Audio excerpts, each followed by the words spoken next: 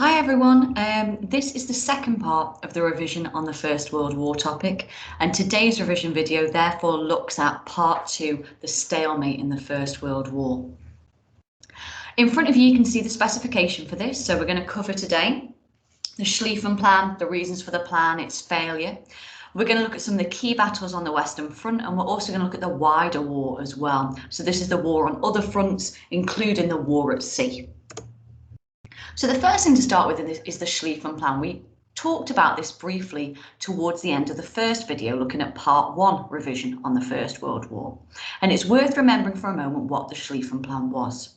The Schlieffen Plan was a plan so that Germany could avoid a war on two fronts. Basically, they didn't want to end up fighting the French and the Russians at once, which they realised was a likely scenario considering relations with both countries were so poor. They therefore devised a plan that meant that they wouldn't have to divide their army and would be able to fight first one country and then the other when war broke out. This plan meant that they would attack France first. This was taking advantage of what they thought was a weakness of the Russians. They thought the Russians would be slow to mobilise. They thought that they would take at least 6 weeks to do this. So the plan became to knock France very quickly out of the war and then turn around and use the German army, the full force of it, against the Russians. To make this plan even quicker, the Germans planned to advance through neutral Belgium. As you can see, those black arrows advancing through on the map, the majority of them heading that way. This was done for two reasons. First of all, they hoped that it would make them quicker because they hoped this would be more of a surprise attack on the French. The Belgians were neutral at this time, so they didn't think the Belgians would put on much resistance. They thought they'd be able to advance very quickly through this area. And it would also mean that they could avoid this very heavily defended, shared Franco-German border, so it would make them much quicker. Now, this plan was therefore based on a number of key assumptions. They believed that they could defeat the French within 6 weeks, that the Russians would take at least 6 weeks to mobilise, that there would be no resistance from Belgium, and they also thought that the British were unlikely to get involved as well. But this plan is going to fail because all of these assumptions proved to be incorrect. In reality, the Belgians fought heroically, and this slowed the Germans down. In order to stop the German advance, they even do things like damage their own railway network so that the Germans can't use that in order to move troops along.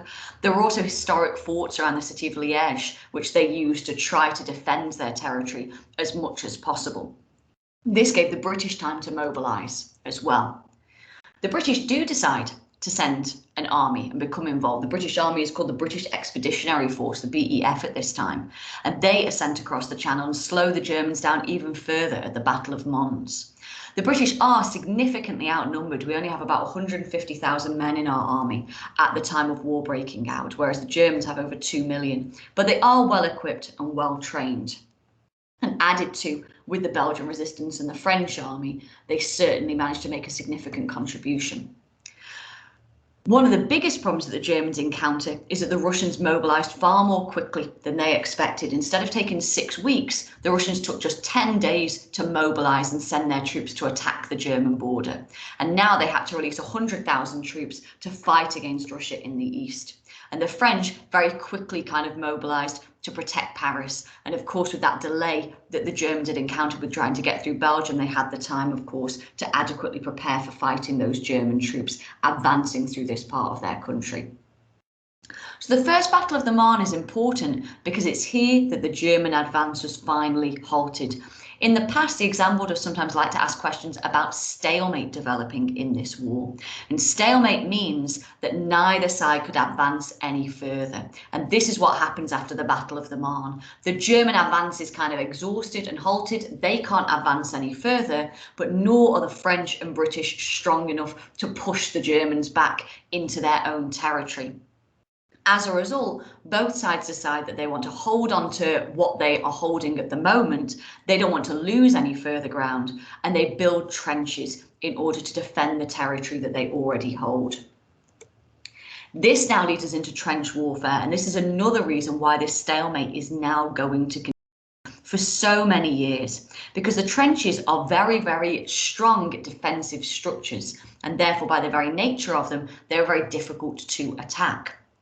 You might be able to see on the screen some reasons why this is. You might remember that the trenches on that bottom diagram there aren't just one front line trench, there are a number of trenches leading behind this. So if you're the advancing army, you can see on the far left of the image, you can see like the little soldiers advancing towards that front line. Even if they manage to take that front line trench, of course, then there are support lines and reserve trenches there also full of men. It's very, very difficult to take these trenches over. And of course, the chances of these men even front is very, very difficult as well. You can see the barbed wire that makes it difficult to even reach these trenches, and very importantly, you can see this concrete machine gun block here as well. The machine guns are so effective that even with hundreds of men advancing across the battlefield, then the machine guns are able to wipe out huge numbers of men very, very easily. You can see on the right hand side, the upper diagram here, you can see a bit more of a cut through of what this trench system was like. You can see things like the duck boards to try and keep the men's feet off the mud and water. We know this isn't always successful. Men suffer from trench foot, of course, in the trenches. And you can see there again quite how difficult it would be to be advancing across that open land to the left of that image when you've got this man here with his rifle and able to fire at you without being in any kind of danger or any kind of exposure himself. So they were very, very difficult to attack. And this is another reason why this stalemate is going to drag on for so long. It was very difficult to make any sort of breakthrough on the Western Front. In order to try and make a breakthrough, both sides tried to develop new parts of tactics and technology. The bottom right-hand image shows you some of the artillery. You can see one of the big field guns there. Many people think that machine guns were the most important weapon of the First World War, but artillery that is the weapon that causes the most casualties. These are these big field guns that will fire shells out across the battlefield. The artillery was used for two main aims normally: to try to destroy enemy positions and defences, and to try to destroy enemy machine guns as well. And artillery was seen as a really key weapon in the First World War. Above them, though, you do see the machine guns. These soldiers are actually wearing gas masks as well, aren't they, while they're operating this machine gun. And machine guns are very important in defending trenches from enemy attack, as we saw on the previous diagram. At the start of the war, these were very large and heavy, but they could fire 8 bullets a second or more. Hence why, on the previous slide, we were talking about the fact that these could very easily cut down hundreds of men at a time. By 1918, this weapon had evolved, though. Most platoons had their own machine guns and troops, and they even had lightweight submachine guns, which could be used in attacking actions. So machine guns are an important weapon in the war, and one that does develop as the war goes on. In the bottom left-hand image, you can see men obviously trying to escape a gas attack here. And the first use of gas was in April 1915, when the Germans used chlorine gas during the Second Battle of Ypres. This was initially very controversial. People thought this wasn't a fair way to conduct war, but before long, both sides are using gas in this conflict. To begin with, the aim of a gas attack was to disable enemy troops so that your own infantry charge would be successful. So they might fire shells containing gas across to the other side. Initially, in fact, they're just using canisters and opening the valves on them, but later on this weapon evolved somewhat. So they're releasing gas in the hope that their infantry attack will be successful. The other side will be disabled by this. Later on, scientists developed this weapon even more, though, and we get the use of things like mustard gas, which blinded, burned, or slowly killed victims over 4 to 5 weeks. But scientists soon developed gas masks as well, as we've already seen on that upper image. And as a result, actually, even though we see this as a very a weapon that we tend to associate with the First World War, actually only 3,000 British troops died from the effects of gas in the whole war. The main significance of gas was its psychological impact and the panic that this could bring about amongst the men. The upper image, of course, shows one of the tanks, and the tank is a British invention. Tanks were used for the first time at the Battle of the Somme in 1916 as they desperately tried to break the deadlock in the fighting there. However, as you might well remember, initially the tanks aren't very effective. They only advance at a walking pace. They're not very manoeuvrable. They're very unreliable. They have lots and lots of breakdowns. By a year later, though, at Cambrai, tanks are starting to achieve much more success. By 1918, the German forces were using armour-piercing machine gun bullets to deadly effect, and they also learned how to adapt field guns to fire at tanks. And tanks were of course virtually impossible to miss because they were so large and quite slow. But nevertheless, the tank offered a significant boost to British morale and are used to great effect, particularly in that final year of the war in 1918. The final image right in the centre is aircraft. And in 1914, aeroplanes were extremely primitive and very, very dangerous to fly. Initially, they're just being used for reconnaissance, but then later on, enemy aircraft were sent to shoot down reconnaissance flights, and soon dogfights amongst the Western Front emerged. In the early battles in the air, pilots are actually using pistols and rifles to fire at each other. But by April 1915, planes had been successfully fitted with machine guns. And by 1918, spectacular aerial battles were common over the Western Front. Planes played a part in slowing down the German advance in 1918. They play a part in the final British advance, the Allied advance of the 100 Days as well. And it is a weapon that advances massively during the war. In the 4 years of the war, the Royal Naval Air Service and the Royal Flying Corps goes from having 37 aeroplanes to 23,000. But aircraft do remain somewhat a sideshow to the land war at this time. So now we're going to discuss some of the key battles. Sorry, I was just taking a sip of water there. We're going to discuss some of the key battles associated with the Western Front at this time. And the first one that we're going to discuss is going to be the Battle of Verdun. Verdun was notable because this was the first strategy being used, a strategy of attrition. The use of this had been proposed by the German General Falkenhayn. Previously, there had been attempts to make big breakthroughs on the Western Front. People were still hopeful you'll make a big breakthrough and win this conflict. Falkenhayn realised that this isn't really working, and he proposes a strategy to just wear the enemy down. In other words, they might now engage in battles where the aim isn't necessarily to make this big decisive breakthrough and gain lots and lots of land and open up the road to Paris, but to kill as many of the other side as possible. And this is a clear tactical shift in the war. So the Germans begin to use this at the Battle of Verdun, which takes place from February to December of 1916. And this battle is notable for the German use of attrition. The plan was to, as I said, bleed the French white. And Verdun was chosen for this attack for just this reason. This was historically a very important fort for the defence of Paris. If Verdun was taken, you might be able to see on that map to the right that you can see Paris pretty much in a line with Verdun there. It was seen that if Verdun was taken, the road to Paris lay open. And for that reason, the Germans believed that psychologically, a loss of Verdun would be too much for the French to take, and that therefore they would defend this to the last man. They would throw man after man into the line here to defend it. This therefore makes it perfect for their plan to use this strategy of attrition to wear the French down. This is what they want the French to do, to defend Verdun until the last man, so that they can really break the strength of the French army, bleeding the French white, as it says there.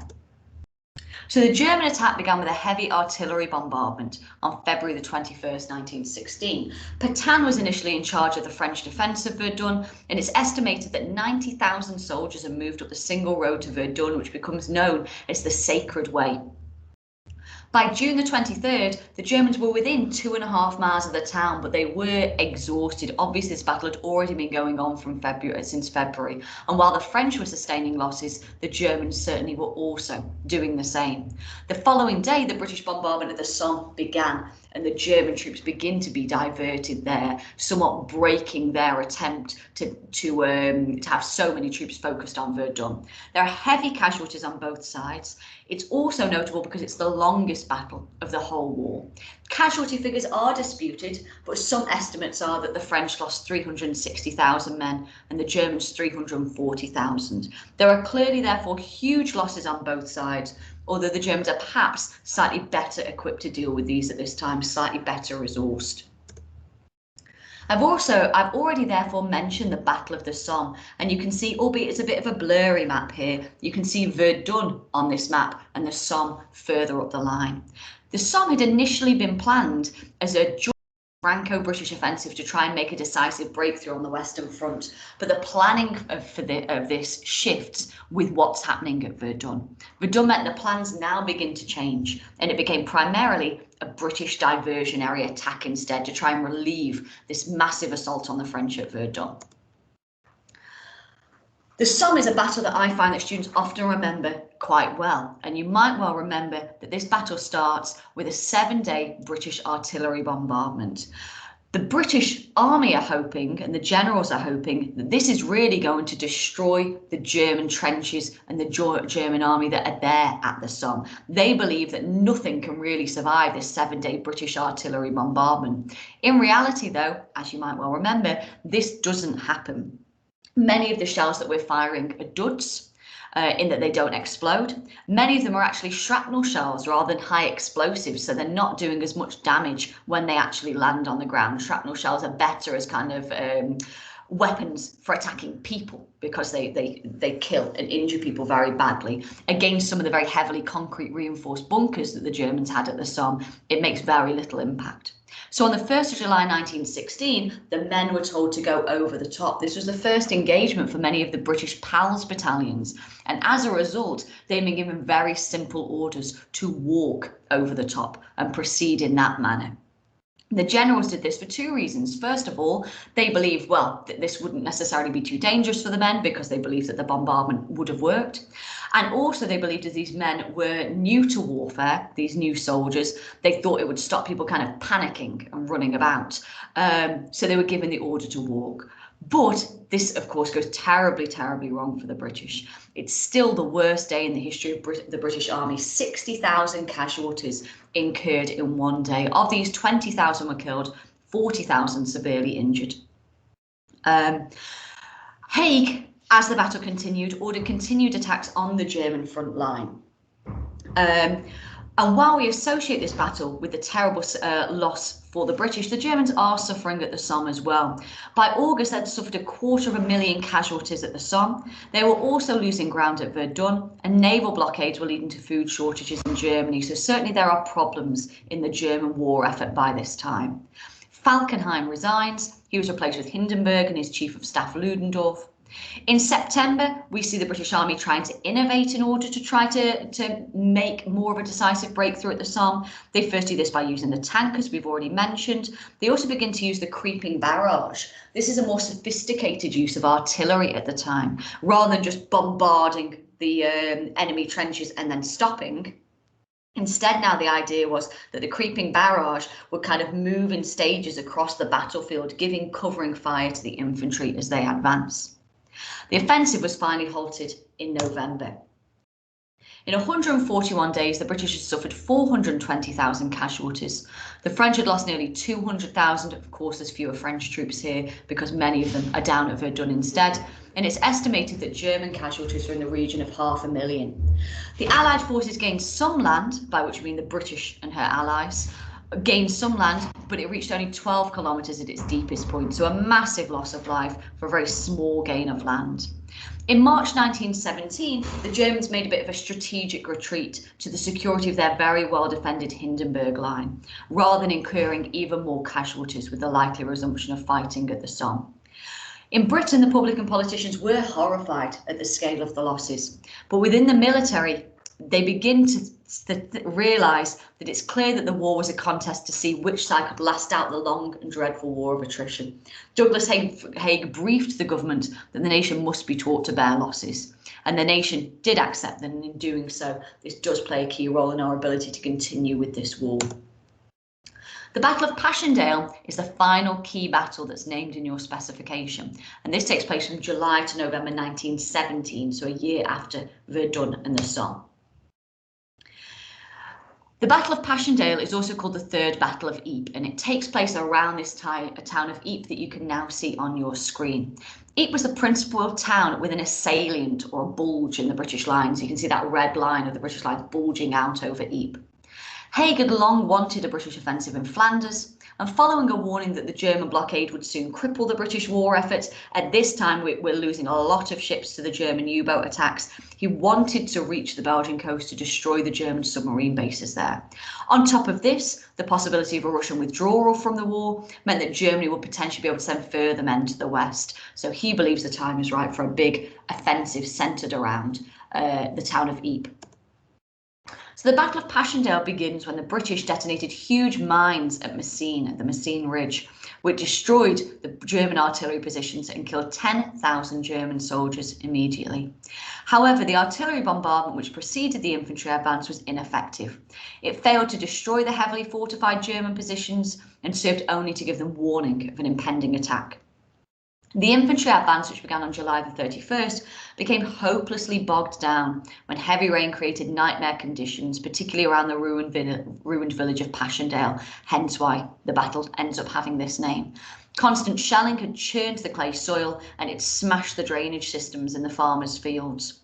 The left wing of the attack achieved its objectives, but the right wing failed completely. And within a few days, the heaviest rain for 30 years turned the soil into an absolute quagmire. It produces a thick mud that clogs up rifles, it immobilizes tanks, and it eventually becomes so deep that, horrifyingly, men and horses try to advance across it and they just sink into the mud and drown. Areas like this, sometimes they still find bodies of the soldiers today when farmers plough their fields each year. The eventual capture of what little remained of Passchendaele village by British and Canadian forces on the 6th of November finally gave Haig an excuse to call off the offensive and claim success. But Passchendaele village lay barely 5 miles beyond the starting point of his offensive. Haig had prophesied a decisive success, but it had taken over 3 months and nearly 250,000 Allied casualties, and even more on the German side. And all that had happened is they made that bump of the Ypres salient somewhat larger. In Haig's defence, the rationale for an offensive was clear, and many agreed that the Germans could afford the casualties less than the Allies, who were being reinforced by America's entry into the war. However, Haig's decision to continue into November remains deeply controversial. We're now going to finally discuss just some issues that are going on in the wider war and some key engagements in the wider war. So far we've been very focused on the Western Front. And the Western Front is a key thing that we focus on in the First World War, but we're going to look at some other battles and some of the war at sea as well. So the first battle that we're going to talk about is going to be the battle that takes place at Gallipoli, and Gallipoli is in Turkey, as you can see on our map there. So the attack at Gallipoli was the idea of Winston Churchill. Now, don't get confused, Winston Churchill is Prime Minister in the Second World War. He's not Prime Minister during this time. But at this point, he's First Lord of the Admiralty, which means he's very high up in the Navy. And he persuaded the British government that an attack should be mounted on the Dardanelles Strait, a narrow stretch of water linking the Aegean Sea and the Sea of Marmara, which then gave access to the Black Sea. In fact, if I go back to the map, you'll be able to see this very narrow strait there in Gallipoli. You see there's a tiny little gap in that black box that you've got there. This is the Strait of the Dardanelles that he's trying to get access to. The idea behind this, there were several ideas, I suppose. First of all, it was an attack on the Turks, and the Turks were allied with Germany.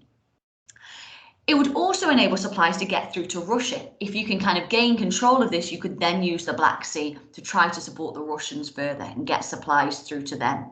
Churchill also believed that opening a new front against the Turks would overwhelm them, perhaps knocking a German ally out of the war. He also believed it was likely that the Germans would then be forced to divert some troops to support Turkey as well, weakening their strength on the western and eastern fronts. So he hopes by opening this new front at Gallipoli, they'll be able to support their ally, Russia, and also weaken their enemy. Britain planned to use the strength of her navy in this attack. And the idea was that this was going to be a naval assault on the Dardanelles to claim control of this area.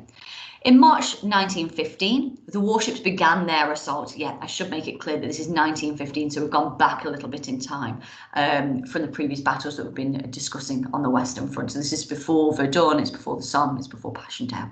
In March 1915, the warships began their assault and they bombarded the strong forts that lined the strait. But as they entered the strait, a combination of mines and shell fire from the forts on the shore doomed the attack. And the Allied commanders decided they would have to launch a land assault. They're going to have to land infantry soldiers in order to make sure that the ships aren't just being fired on from the forts that line these straits. So in April, a hastily assembled force of British, French and Anzac troops attacked the Hell's Beach. But the Turks, supported by German troops, had strengthened the defences and they dug trenches on the hills overlooking the beaches where the Allies were likely to land. And as a result, this is very, very difficult fighting conditions. They try to land, but they're being fired on constantly from high ground. The Allied troops fought bravely and they did capture a few trenches, but it quickly became clear that they would not be able to remove the Turks from the peninsula. So now the Allied troops also dig in and try and create their own trenches, but conditions for both sides were dreadful. In the blistering summer heat, disease became absolutely rampant. Again, the exam board in the past have used Gallipoli as one of their source questions for the how useful question, that second one. And they put one of the sources on about disease at Gallipoli. Neither side could break the deadlock. Only one part of the Allies' campaign was successful, where submarines do get through the minefields of the strait to attack Constantinople harbour, and sank many Turkish ships. But the main fleet never attempted to get through. By November, the weather changes again, but now there's a new problem for the Allies, frostbite, and the troops are extremely ill-equipped for the harsh winter. By December, it was clear that there was no prospect of success, and the decision was taken to pull out. The withdrawal was well organised, but the campaign was seen as a failure, and Churchill was humiliated. Nowadays, when we think of Churchill as the great hero of the Second World War, we can sometimes overlook the damage that Gallipoli initially did to his reputation. He will, of course, obviously redeem himself during the Second World War, but for a while, Churchill is thought of very negatively in Britain because of these events at Gallipoli. We're now going to talk about this final aspect of the war in our specification, which is the war at sea. Now, there are no decisive battles at sea during the First World War. There is one big naval engagement we're going to talk about in a moment, but the British Navy and the German Navy are doing other things during this war to try and support the war effort. The British Navy's main activity was to mount a blockade on German ports, cutting off essential supplies of food and war materials from reaching Germany. The Germans fought back using U-boats, submarines, and they sank the ships that were bringing supplies to Britain from the British Empire and the USA. As part of the German actions at the War of Sea, this begins to anger the Americans. In 1915, the Lusitania was sunk with the loss of over 120 American lives. This led to angry protests from the USA, which was still officially neutral at this time. And this led the Kaiser to order the German Navy to stop attacking American ships, as he didn't want America to enter the war. But in early 1917, the Germans were so desperate, they started attacking American ships again. And this is going to be a big reason as to why the Americans would declare war by April 1917. By May 1917, Britain was left with only 6 weeks' supply of some basic goods because the German U-boat campaign was having such success. But in April, President Woodrow Wilson was able to persuade Congress to declare war on Germany, and very quickly better protection for our shipping comes into place. So particularly what we use is things like the convoy system, setting off the merchant ships surrounded by kind of warships for their protection. Measures like this mean that we're far more able to effectively protect our shipping and ease some of these food concerns that we're having. Nevertheless, we will have to bring in voluntary rationing by later on that year, and by 1918 we'll have to have compulsory rationing in Britain. It's worth emphasising, if you get a question on the war at sea, so long as it's relevant to what you're being asked, that one of the most important outcomes of the war at sea, therefore, is of course all this issue with food supply, but also the entry of America into the war is a major impact of the war at sea. The only big naval engagement of the war is the Battle of Jutland that takes place on the 31st of July 1916. This is a German attack on the British Navy, and both sides argue as to really who gains the upper hand out of this. It only lasts for 1 day, but the British lose 14 ships and 6,000 sailors. The Germans lost 13 ships and 2,500 sailors. The Germans had done better in the sense that the British ships lost were larger and more important than the German ones. You can see that in the scale of the casualties there, that clearly if you just look at the raw numbers, this looks like a German success, and of course the Germans emphasise this. But after Jutland, the Germans never came out to fight again. Their fleet remained trapped in port, and the British controlled the sea for the rest of the war. Even though the British sustained significant losses here, the Admiral of the British Navy reckoned that they would have been able to go to sea again the next day. The Germans, it takes them several months to rebuild the damage to their navy, and they never decide to engage the British in a significant naval engagement again. Hence, they're kind of staying in port for the rest of the war. So, hopefully you can see there, well, sorry, there's singing outside my door. You might be able to hear this over the top. Sorry, excuse me. Can you go away? I'm recording in here. that's an amusing moment towards the end of the video. But yeah, so hopefully you can see, fortunately I was kind of at the end anyway, hopefully you can see therefore how this fits into your specification. This is part 2, the First World War and the Stalemate. We've talked about the Schlieffen Plan, we've talked about the Western Front and some of the key battles and events that were going on there, and then you can see the wider war as well, Gallipoli and the war at sea. I realised there was loads of information to take in there. I was feeling it as I was going through it for you. So obviously rewatch this video as many times as you need to, pause it if it's too much of a massive information to take in at once, but then follow up with other activities as well. Many of you guys have a revision guide. And the revision guide is really good because it's got little activities for you to complete as you go along. That might actually help. You've got printed notes. There's full versions, there's simplified versions. Contact your class teacher if you haven't got these. They should also be available on the shared area. But don't just kind of read and read and read and read them. Try and do something with them. I know lots of students in my classes in previous years have liked to make their own revision notes, sometimes on those index cards, but then use those index cards to do something as well. Try and test yourself, or get a friend to test you, or get a family member to test you. You can also follow up by looking at past paper questions. We study the AQA exam board, the AQA syllabus. You should be able to find the past papers on the AQA website. But again, just contact your class teacher if you need any help on that. So yeah, practice them or bullet point, mind map your answers. If you don't feel like doing the full version, that should support you with your revision. Thank you for listening to this video. I hope it was helpful. This was part 2 of 3 on the war, so there's a final part on the war that you need to listen to complete the whole lot. Thank you very much. Bye.